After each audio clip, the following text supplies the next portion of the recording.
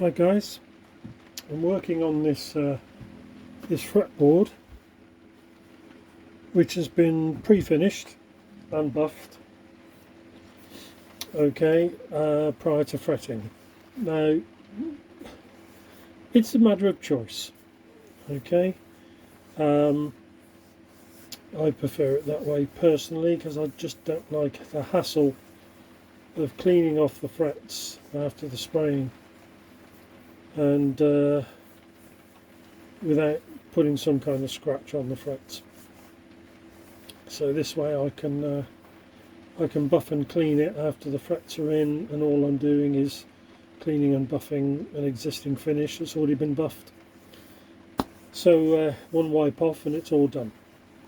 So, but there's a particular challenge that comes with recutting these fret slots. Okay, they've become filled with sawdust and layers of finish that have been sanded. So I need to cut through it. If I used a saw, okay, or a fret slot cleaner, okay, then what's going to happen is it's going to chip the finish, and that chip can go beyond the width of the fret, and believe you me, it'll stand out like a sore thumb when you're doing a QC. No, it's, yeah, QC, isn't it? Yeah. So what I do is I've got a diamond file, 400 grit diamond file, triangular. So what I'm doing is I'm just scoring through the finish over the slot very carefully.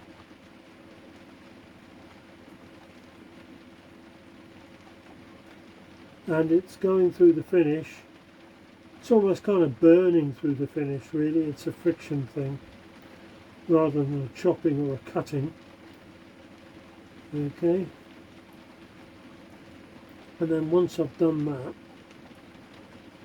by the way, I will come along afterwards once the just prior to fitting the frets, and I will come along with this file again and just create the chamfer to the top of the slot.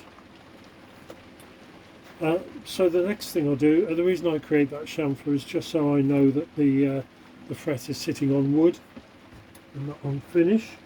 Okay, so the next thing to do is to come along. I'm using a nut slot file, okay, and it needs to be smaller than obviously the saw size. So the nearest I've got to 22 thou under that is 16. So this is a 16 thou nut slot file.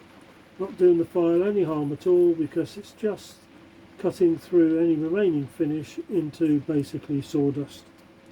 Okay, but again, avoiding chipping. So I can use the slot cleaner. Okay, and go the opposite direction to the way it wants to cut. Initially, and just scoop out the detritus that's in there. It is a combination of sawdust and grain filler down there, and that's all nice and clean. So once I've recut it with this saw, there's less chance now of me getting a chip out, having done what I've done, especially creating a bit of a chamfer at the top like that, okay, which then doubles up for the fret to sit on the wood. Okay, so that's just one way of avoiding this this chipping of finish. Okay, let me know if you think that was useful. Let me know your thoughts anyway. It's always good to hear from you. Appreciate feedback very much. So I'm not going to ask you to like and subscribe because that's just, everyone does it.